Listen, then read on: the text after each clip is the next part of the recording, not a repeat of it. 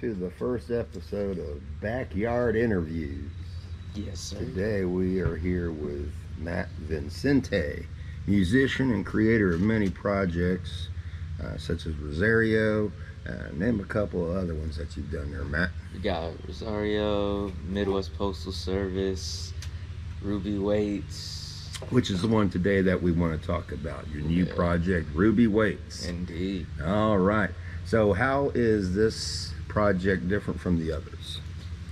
I'd say a lot of things are different with this project, mainly because it's all songs that I wrote in my room by myself with an instrument, whether it's the guitar or the keys. Mm-hmm. And I started off by just playing chords and stuff like that and figuring out how I want to make the song, and then I'll write the song over whatever chords that I write. Mm-hmm. I bring it to my homies, Michael, John, and Casey, who play drums, bass, and guitar, and they play along to whatever I write, and we just build the song up through that. But like compared to other careers and stuff like that, this one's more personal, Mm-hmm. I'd say, just because like it's less collaboration with different producers and artists and stuff like that. It's more just like, it was supposed to be just a way for me to make music for fun, because Mm-hmm. like the Rosario career was getting a little rough, but I don't know, the songs turned out pretty cool. So now I saw the concert that you did the other night in Louisville. Pretty fascinating stuff, I thought. Thank you. I've heard some of the old stuff that you've let me listen to, and very impressed with that. Heard a lot of different influences, such as Prince, a little bit of Lenny Kravitz, maybe a lot of Lenny Kravitz, but hey, I'm a big Lenny Kravitz fan myself. Of course, that's the man. But share some of your influences with us. I'd say some of my influences would be definitely both Prince and Lenny are two people that I absolutely love. Lenny's like one of the first people that made me realize in music that like black people could make rock and like also created rock. Mm-hmm. So like he definitely opened my eyes to a lot of music stuff. And Tom Waits, who I got the name Waits from, is one of my favorite musicians and people of all time. I absolutely love all of his work, his sound, and him as a person. So I'd say Tom Waits definitely. And then Jim James. Oh yeah, Jim James. You gotta throw a little Jim James in there. Can't forget about that. This man, talk about the songs that he played with you on some of your songs. Yeah, man, that man Jim is the nicest, greatest dude. Like, he's so humble and has a big heart, and decided to, like, after we became friends, we ended up making 2 songs together, and it's a complete honor to have him even want to make songs with me. And he comes to shows, and he's like the epitome of a Louisville artist guy that just like loves music, goes to shows, supports people. And yeah, like and those songs were as Rosario. Let's talk about the Louisville music scene like that, with your contributions to the Louisville music scene. What would you like to see more of? More togetherness, because we have something right now in Louisville that is so strong when it comes to music in every genre possible. We should be a hub of some music sound in the U.S. There is quite a bit of. It's crazy, like it's crazy, really crazy talent out there. But we have too many like mini scenes in the city, which I think needs to be eradicated, and we need to be just one big scene. We need to show love to each other. I know not everybody's gonna like everybody's music, because music is subjective, but like that doesn't mean you can't like support and show love to the people that are working hard in the scene. And I think it'll go a long way if everybody comes together. And I agree 100%. We need that. With the venues slowly fading away for a lot of the local talent in Louisville, you're one of those on the vanguard of creating your own venues. Yeah. Do you find that more beneficial to you to create your own venues rather than search out the smaller clubs? Yeah. What, do you find that more beneficial for you? It's half and half. Like I think it's incredible. I think it is incredible for the scene, all the DIY venues that we have. I think it forms that community better, in my opinion. Mm-hmm. Like people really, it's usually a small space. You only have so many places to go.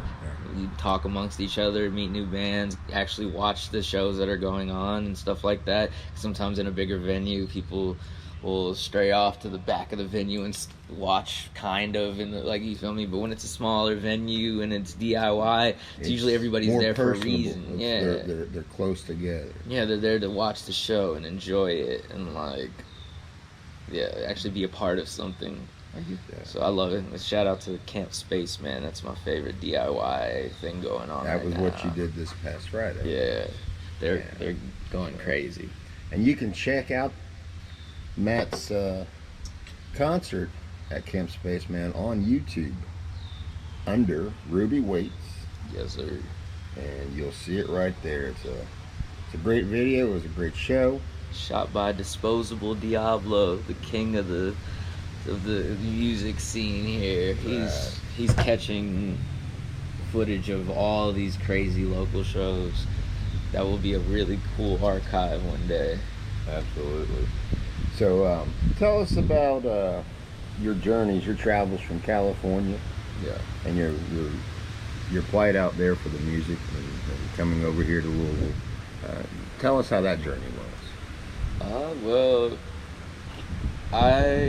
around the time before I moved out there, I was feeling kind of like stagnant here, and I didn't feel like I had a place in this scene anymore. So I don't know, it was a weird time in life, and I didn't really know what was going on. I felt like I needed to get out of here, and it didn't need to be LA or something like that, but I happened to have some friends that lived there, and they were like, you should come out here and do your music, and you feel me, just all that. So I saved money, got my ass out there, and it was incredible. I'm not built for LA. I don't think that's my place, but I got to do a lot of really cool things, meet some of my favorite musicians, play shows, like.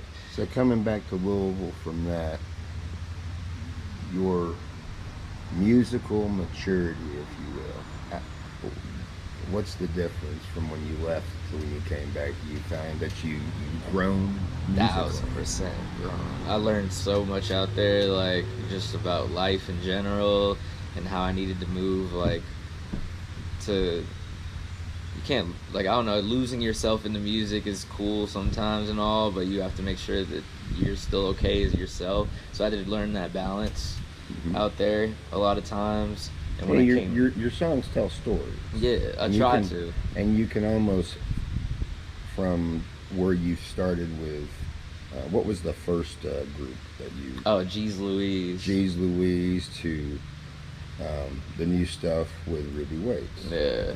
You can tell a story there. Okay. After that flop, Yeah. we're back. No, but getting back to the interview there, your songs still, to me, seem like it could tell a story. Yeah. And the one song that I first heard from Geez Louise. Yeah. What was the name of that song? I think the one I was showing y'all, it was which one was it? It was. It might be If the Shoe Fits. It might be. It's either that one or very definitely Lenny Kravitz, man. Yeah. Very rocking. And to me, that was the one I was like, wow.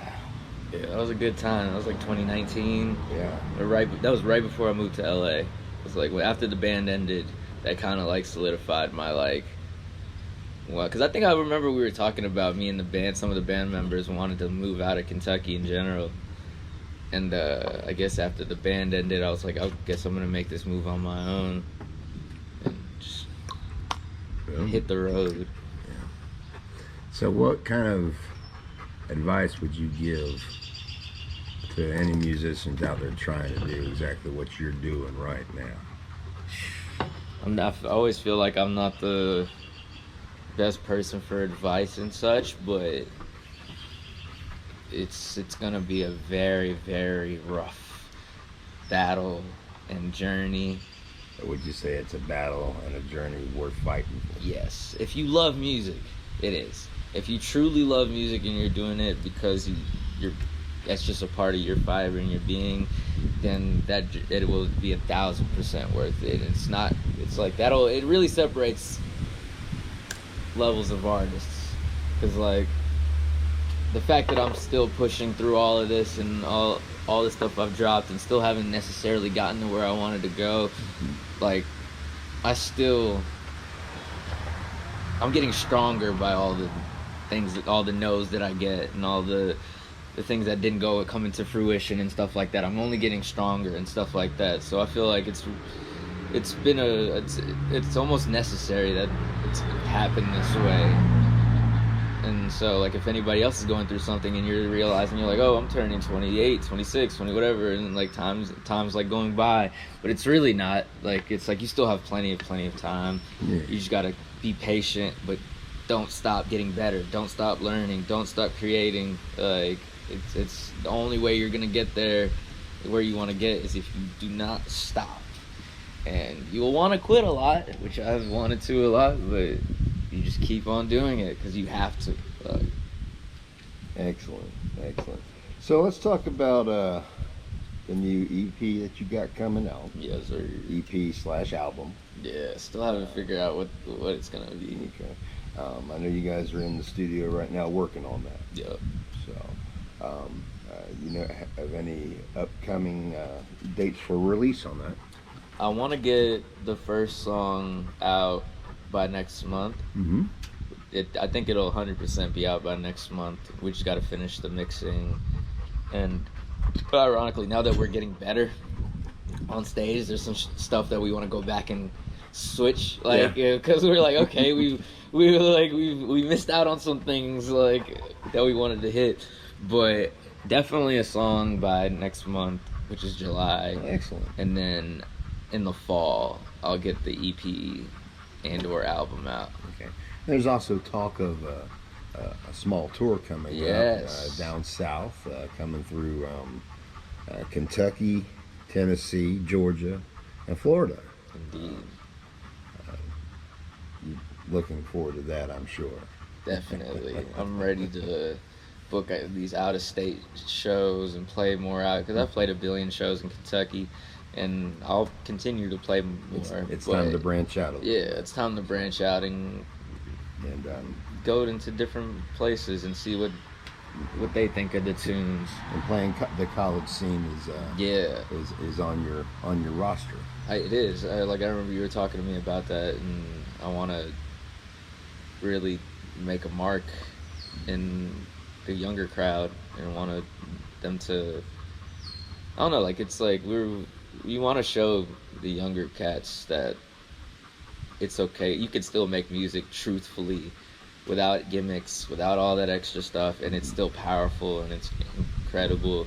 And so I would love to play a bunch of like college shows and stuff and really show, I don't know, bring back that excitement and music of truthfulness. Like I feel like there's a lot of lying going on, a lot of this and that. The young cats need to, even though they're doing it good on their own, like they're smarter than a lot of people think. But I definitely want to show everybody this art. You want to show them who Matt Vincente is? Indeed. And who RubyWaits is. Indeed. So, you can catch RubyWaits out on some of the local venues coming up. Do you have anything coming up recent or coming up soon? We're playing Spinelli's downtown on June 20th. We got a show at Z Bar in July 15th with an out-of-state band called Carver Commodore. They're fire. So that'll be a good one. Excellent. There's going to be a lot more on the way. Shows are going to be plentiful. All right. Well, what you guys, if you guys want, you can catch RubyWaits on their website at rubywaits.com. You can reach out to us by email at RubyWaits@gmail.com Indeed. and book some shows. Please do. We're trying to play. Got a very young, talented individual here, full of a lot of passion, a lot of gusto. Check him out. That's all I can say. This is Terrell Bailey with the Backyard Interview. Shout out to Peace Eric. out, everybody. Peace.